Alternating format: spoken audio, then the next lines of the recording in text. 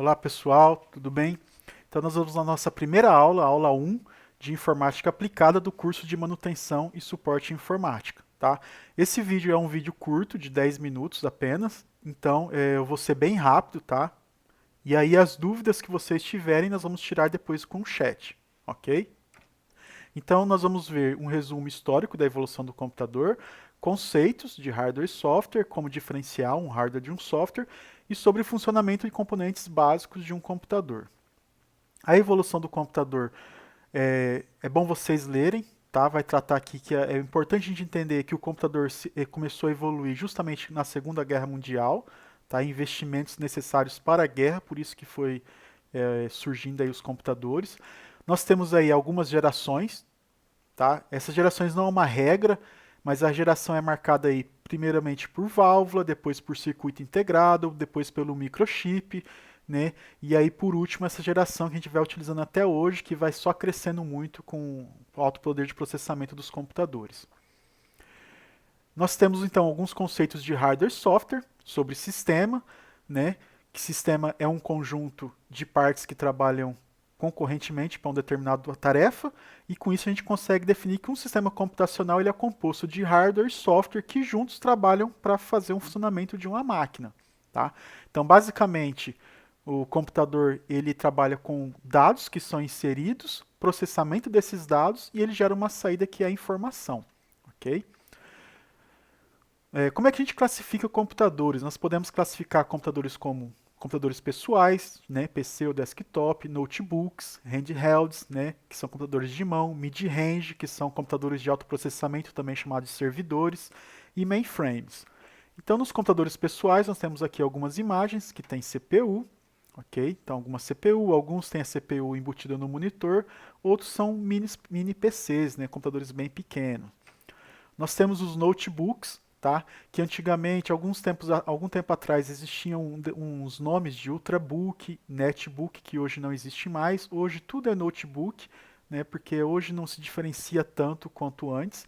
E só um destaque aqui para o Chromebook, que é um notebook que a Google lançou aí em parceria com alguns fabricantes, utilizando o Chrome OS, que é um sistema operacional da Google, só que não está não está tendo muito sucesso pelo custo e também por ele ser um sistema operacional muito restrito e depender muito de internet para algumas funcionalidades. Os handhelds, que antigamente, antes do surgimento dos smartphones, foram os primeiros computadores de mão. Hoje em dia, mesmo com smartphone, ainda existem muito fabricante de handhelds que fazem basicamente a mesma plataforma de um smartphone, utiliza Android, mas para trabalhar com algum software específico para controle de estoque, enfim. Nós temos o mid-range, que são servidores que trabalham juntamente com os Team Client, né? Ou seja, esse servidor faz todo o processamento e esses clientes, esses terminais Team Client, o que, que eles fazem? Eles não têm processador, não têm placa-mãe, não têm memória. Eles simplesmente se conectam com esse servidor, com esse mid-range, que tem um alto poder de processamento, que faz todo o processamento para esse Team Client. Com isso você consegue reduzir o custo de aquisição de periféricos. E os mainframes, aqui o primeiro mainframe feito pela IBM, que foi utilizado pela NASA no projeto Apollo, e aqui um mainframe mais atual da própria IBM também, né, que o mainframe nada mais é do que um grande computador, um computador com grande poder de processamento e também com uma escalabilidade, ou seja, você consegue aumentar o poder desse computador tanto de armazenamento quanto de processamento. Todo computador tem uma placa-mãe, que é a placa onde você consegue acoplar todos os componentes nos seus slots, tá? E alguns componentes já vêm on-board, ok? As memórias de um computador é dividido em vários tipos de memórias. Nós temos registradores, que são pequenas memórias dentro do núcleo do processador. Nós temos a memória cache, que é uma memória que fica no mesmo microchip do processador. Nós temos a memória principal, que é a memória RAM. E nós temos a memória secundária, que é a memória de armazenamento, HD, pendrive, SSD. Então essa pirâmide aqui, quanto mais alto, mais cara essa memória, mais rápida ela é e menor ela é. Quanto mais baixo na pirâmide, menor o custo, menor a velocidade, só que com a capacidade de armazenamento muito maior. Aqui nós temos um processador, né, um microprocessador. Esse aqui é um modelo Intel, Core i7, que ele tem 12 MB de cache, ele tem 8 núcleos, ou seja, ele tem 8 processadores trabalhando ao mesmo tempo aqui dentro, ele consegue fazer 8 coisas ao mesmo tempo. Tá? Tem uma frequência de 4.7 GHz. Aqui é um microprocessador da AMD Ryzen, que é um microprocessador concorrente da Intel. Também tem 8 núcleos, ok?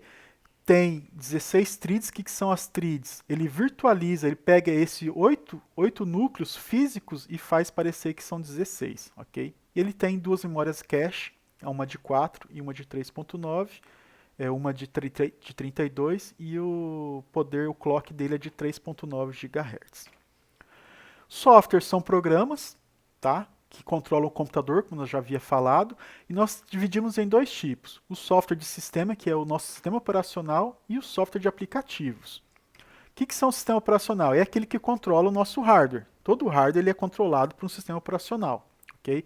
Então nós temos aí o Windows, que é o sistema mais utilizado hoje em dia. Nós temos o macOS, que é o sistema da Apple. Nós temos o iOS, que é da Apple, só que é para celular, smartphone. Temos o Android, que é da Google, também para smartphone. Smartphone também tem sistema operacional. Tá? Nós temos o Linux, que é o sistema utilizado também para computadores, que é livre, não é pago, é gratuito e é livre, e por isso ele tem várias distribuições. Os softwares aplicativos são aquele software que você utiliza no seu computador, então calculadora, o Word, Excel, Writer, Impress, né, Internet Explorer, Google Chrome, enfim, todos os programas que rodam em cima do sistema operacional. O computador, é importante dizer que ele só entende duas coisas, 0 ou 1, ou seja, o computador só sabe o que é ligado ou desligado. O computador não sabe o que é uma letra, o computador não sabe o que é um número 9, o que é um número 7. Então, quando você fala para o computador número 4, para ele é a mesma coisa que você estivesse falando 100. Quando você fala para o computador número 8, para ele é a mesma coisa que fosse 1000. Número 9 para o computador é 1001. Letra A maiúscula para o computador é 01000001 e assim por diante. Tudo para o computador é 0 e 1, ok? Por isso a gente tem esses prefixos. O que é um byte? Um byte é um conjunto de 8 bits, ou seja, por exemplo, letra A 01000001, isso aqui é um conjunto de 8 bits, ou seja, 1 byte. Tá? E aí, a partir daí, do byte, a gente consegue 1 kilobyte, que é multiplicar 1 byte por 1024. Quando você multiplica 1 kilobyte por 1024, você tem 1 megabyte, e assim por diante, 1 gigabyte, 1 terabyte, 1 petabyte, até 1 iotabyte aqui. O computador ele funciona basicamente com entrada, processamento e saída. E para isso ele utiliza processador, memória principal, memória secundária e barramento. Ou seja, o processador, a memória e as memórias eles se comunicam entre si através do que nós chamamos de barramento. O processador, ele é basicamente o núcleo de um processador. Ele é basicamente composto de registrador, uma unidade lógica aritmética, que é ela que faz a conta, tá? E uma unidade de controle, que é o que decide o que o processador vai fazer. Quando ele faz todo esse processo de somar ou subtrair dois números, a gente chama isso de ciclo de clock. Então, quando eu falo que o meu processador, por exemplo, tem 3 GHz, significa que ele é capaz de fazer 3 bilhões de operações por segundo. Tá? 64 bits, quando eu falo que meu processador tem 64 bits, quer dizer que ele consegue trabalhar com números do tamanho de 64 bits. Núcleo ou core é isso aqui é um núcleo.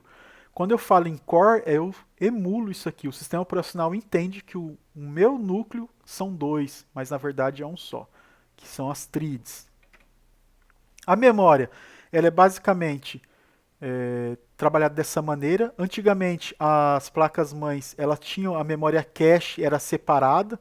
Tá? Hoje, a memória cache, ela vem tudo junto em um mesmo microchip, que é com processador.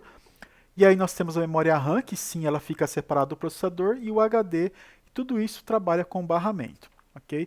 Bom, a aula era só isso, tá? As dúvidas vocês anotem e tirem no chat, ok? Um abraço e até a próxima aula.